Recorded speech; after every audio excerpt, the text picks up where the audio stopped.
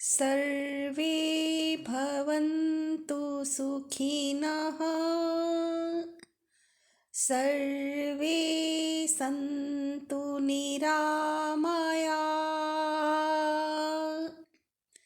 सर्वे भद्राणि पश्यन्तु, मा कश्चित् दुःखभाग् भवेत्। ॐ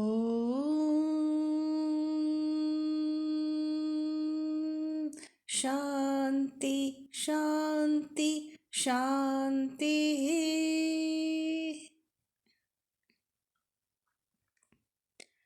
आयुर्वेद की इस कक्षा में आप सभी का स्वागत है। मैं डॉक्टर नंदिता सिंघवी, राजकीय डूंगर महाविद्यालय बीकानेर। आज हम अष्टांग हृदय के सूत्र स्थान के ऋतुचर्या अध्याय के अंतर्गत वसंत ऋतुचर्या पर चर्चा करेंगे।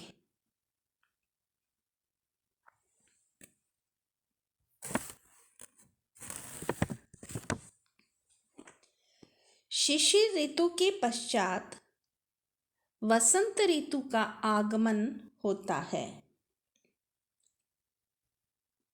शैताधिक्य से शिशिर ऋतु में प्राणियों को होने वाला कष्ट वसंत आगमन पर शनै शनै न्यून होने लगता है। वसंत ग्रीष्म और शीत के मध्य का संधि काल है। संधि ऋतुओं में या ऋतु संधियों में बीमारियां बढ़ती हैं। हेमंत और शिशिर ऋतु में शीत की अधिकता के कारण स्वाभाविक रूप से कफ दोष का संचय हो जाता है तथा अपथ्य सेवन से भी इस ऋतु में कफ का प्रकोप हो जाता है। यह कफ शिशिर में कुपित नहीं होता क्योंकि इस ऋतु में गर्मी नहीं होती, परंतु वसंत में सूर्य की प्रबलता से कफ पिघलकर फैलता और प्रकोपित होता है। प्रकोपित कफ दोष शरीर में अनेक विकार करता है,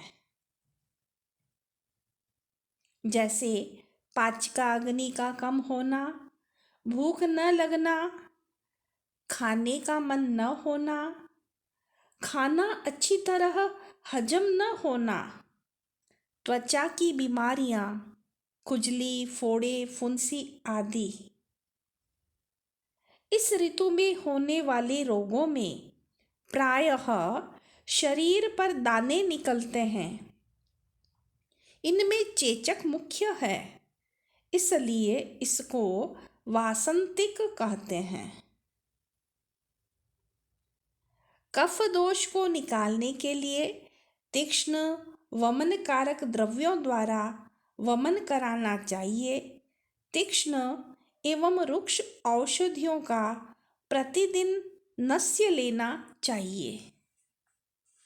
आइए अब हम श्लोक में देखें कि वाक्भट जी क्या कहते हैं।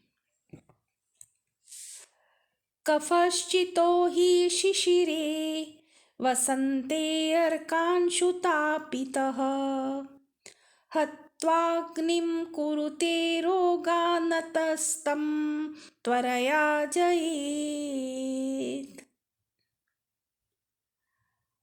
शिशिरे, शिशिर ऋतु के अंदर कफश्चितो जो संचित कफ है, वसंते वसंत में अंशुतापितः, अर्कांशुतापितः, अर्क सूर्य की अंशु किरणों की जो गर्मी है उससे पिघलकर हत्वा अग्निम, अग्नि को नष्ट कर देता है। अर्थात वसंत में सूर्य की गर्मी से जो पिघलकर अग्नि नष्ट हो जाती है, यानी जो संचित कफ है वह वसंत में सूर्य के किरणों की गर्मी से पिघलकर अग्नि को नष्ट कर देता है। अग्नि कौन सी है? हमारी जो पाचका अग्नि है वह नष्ट होती है, अर्थात वह मंद हो जाती है। शिशिरे, शिशिर ऋतु के अंदर जो कफश्चितो संचित कफ है, वसंत में अर्कांशुतापितः, सूर्य की किरणों की गर्मी से पिघलकर हत्वा अग्निम, अग्नि को नष्ट कर देता है, अर्थात पाचका अग्नि हमारी मंद हो जाती है। और रोगानतस्तम, और वो रोगों को उत्पन्न करता है। तम त्वरया जयेत, इसलिए उस कफ को जल्दी जीतें, अर्थात शीघ्र ही हमें उस कफ को दूर करना चाहिए, समाप्त कर देना चाहिए। यदि हम कफ को जल्दी समाप्त नहीं करेंगे तो हमारी पाचका अग्नि मंद हो जाएगी, और पाचका अग्नि के कम होने से, मंद होने से बहुत सारी बीमारियां हैं वो हमें लग जाएंगी। अगला श्लोक देखें। तीक्ष्णैर्वमननस्याद्यैर्लघुरुक्षैश्च भोजनैः व्यायामोद्वर्तनाघातैः जित्वा श्लेष्माणमुल्बणम्। तीक्ष्णैर्वमननस्याद्यैः, तीक्ष्ण वमन यानी हमें जो तीक्ष्ण औषधियां हैं उनसे रोगी को वमन कराना चाहिए।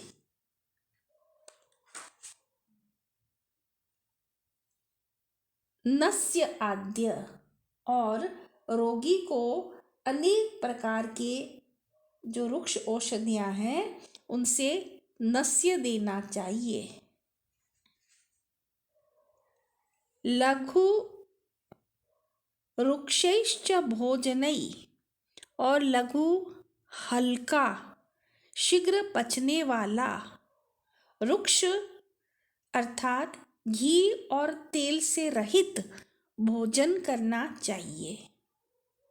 इस ऋतु में हमारा जो आहार होना चाहिए वो बहुत हल्का होना चाहिए।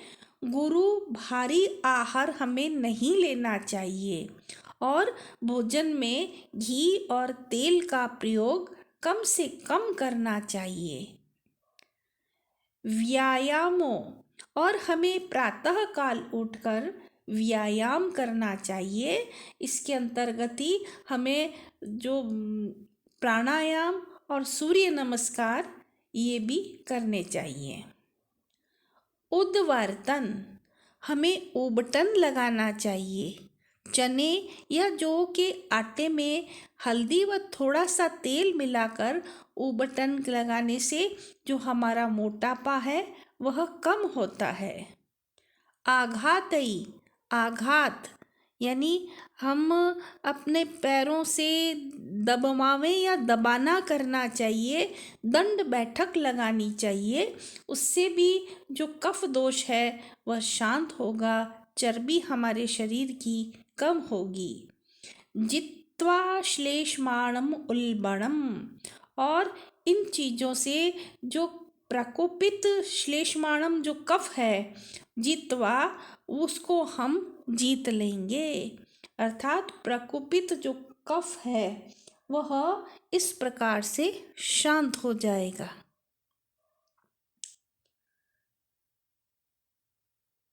स्नातो, और इसके बाद हमें स्नान करना चाहिए। अनुलिप्तः कर्पूर चंदन अगरु कुंकुमई, और फिर हमें अपने शरीर पर कपूर, चंदन, अगरू और कुमकुम का लेप लगाना चाहिए।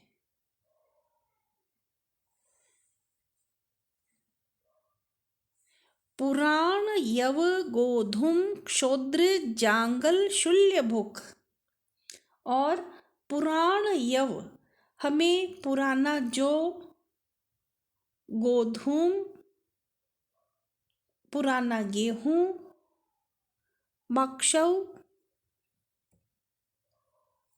जो शहद है, मक्षोद्र शहद, जांगल शूल्यबुक, और जो जांगल देश के प्राणियों का मांस है, या जो लोहे की शलाका में पिरोकर अग्नि में पकाए जाने वाला जो शूल मांस है, वह हमें भोजन में लेना चाहिए। यहाँ पर शहद लेने की बात कही गई है, तो जो शहद है वह कफ को दूर करने में अत्यंत उपयोगी और उपादेय है। आज के लिए इतना ही। नमस्कार।